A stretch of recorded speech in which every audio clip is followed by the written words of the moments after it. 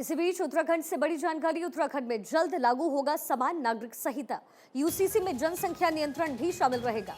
UCC में family planning भी शामिल होने वाली है। यूनिफॉर्म सिविल कोड को लेकर के पूरी तरीके से उत्तराखंड तैयार।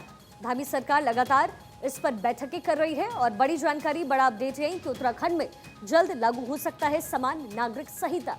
यूसीसी में जनसंख्या नियंत्रण भी शामिल किया जाएगा। यूसीसी में फैमिली प्लानिंग भी शामिल रहेगी।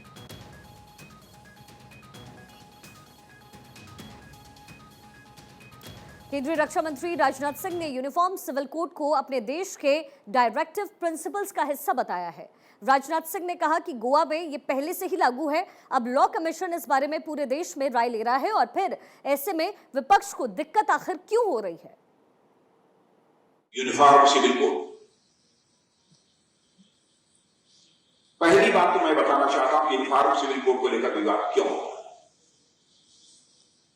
क्या भारत के संविधान के डायरेक्टिव प्रिंसिपल में नहीं है, नीति निर्देशक सिद्धांतों में नहीं है? क्यों बात हो रही कि क्यों इस पर विवाद खड़ा किया जा रहा है? लेकिन मुझे खुशी है कि अल्पसंख्यक समुदाय के भी बहुत सारे लोग कह रहे हैं भाई हम इस पर कोई एग्रेसिव पोस्चर अडॉप्ट नहीं करेंगे, आक्रामक रूप अख्तियार नहीं करेंगे। कुछ ऐसे लोग नहीं है। संविधान के इतर जाकर, संविधान से अलग हटकर कॉन्स्टिट्यूशनल प्रोविजंस का वायलेशन करते हुए, उसकी आगे बढ़ते हुए, उस सीमा को क्रॉस करते हुए कुछ मेरी सरकार करे तब तो माना जाना चाहिए कि गलत है। और उसको हम लोगों ने तो बनाया नहीं था संविधान, बाबा साहब अम्बेडकर ने बनाया था, पंडित जवाहरलाल नेहरू ने, सारे एक से दिग्गज ने बनाया तो इन्हीं लोगों ने था। और क्या गोवा में कॉमन सिविल कोड नहीं, यूनिफॉर्म सिविल कोड नहीं है? क्यों आपत्ति हो रही? क्या मध्य प्रदेश में यूनिफॉर्म सिविल कोड नहीं है? क्यों आपत्ति हो रही? हवा खड़ा किया जा रहा है, वोट बैंक की पॉलिटिक्स, वोट हासिल करने की राजनीति। और बहनों भाइयों, ये ईमानदारी का कतार है। राजनीति भी की जानी चाहिए, और मैं विरोध पक्ष से भी कहना चाहता हूं, राजनीति भी की जानी चाहिए, केवल सरकार बनाने के लिए राजनीति नहीं की जानी चाहिए। राजनीति यदि की जानी चाहिए तो समाज बनाने के लिए राजनीति की जानी चाहिए। यूनिफॉर्म सिविल कोड पर बरपे हंगामे के बीच सपा सांसद एसटी हसन ने कहा कि ये कानून बीजेपी का चुनावी एजेंडा है। ये मुसलमानों को परेशान करना चाहते हैं और हिंदू मुस्लिम के बीच नफरत पैदा करना चाहते हैं। देश अनेकताओं में एकता का देश है। हमारा देश रंग बिरंगी फूलों का एक गुलदस्ता है।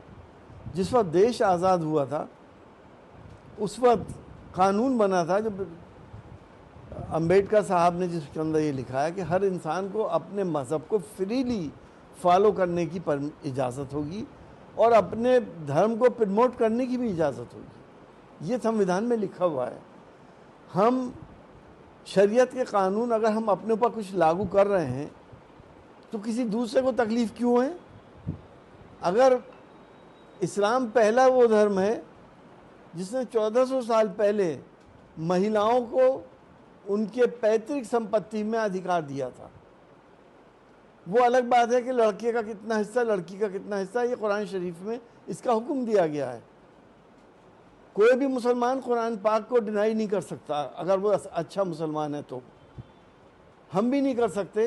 कुरान पाक ने जो हमें हिदायतें दी हैं हम उसी फॉलो करेंगे। ये कानून कितने ही बना दें, इनके कानून का हमारे पास असर नहीं पड़ेगा।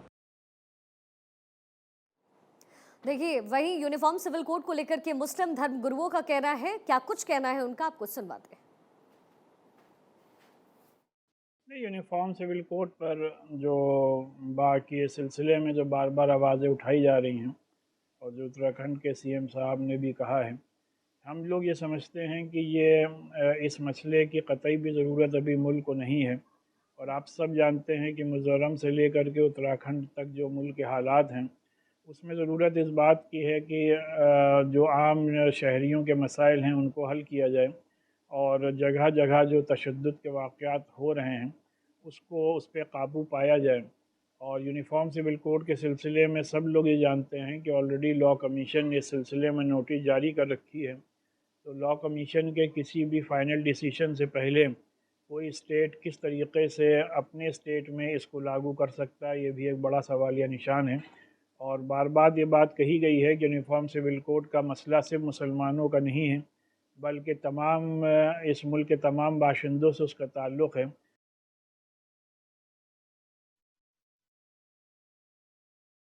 बड़े अफसोस की बात है कि उत्तराखंड के मुख्यमंत्री जी जो हैं यूनिफॉर्म सिविल कोड की बात कर रहे हैं। इस वक्त ज़रूरत यूनिफॉर्म सिविल कोड की नहीं है। हमारा मुल्क एक गुलदस्ते की तरह है, इसके अंदर हर मुख्तलिफ़ किस्म के गुलाब हों वो अच्छे लगते हैं। एक तरह के गुलाब हों या एक तरह के फूल हों वो अच्छे नहीं लगते। सवाल ये है कि इस वक्त मुल्क के अंदर बात होना चाहिए गरीबी की, मुल्क के अंदर बात होना चाहिए बेरोज़गारी की, मुल्क के अंदर बात होना चाहिए जहालत की। मगर बड़े अफसोस की बात है कि इस वक्त इस पर बात न करके उत्तराखंड के मुख्यमंत्री जी यूनिफॉर्म सिविल कोड की बात कर रहे हैं। तो यूनिफॉर्म सिविल कोड से मुल्क को क्या देना चाहते हैं, वो अपने सूबे को क्या देना चाहते हैं। मैं बहुत जल्दी उत्तराखंड के अभी दौरे पर जा रहा हूँ, तो मैं कोशिश करूँगा कि इस बात को वहाँ पर भी रखूँ।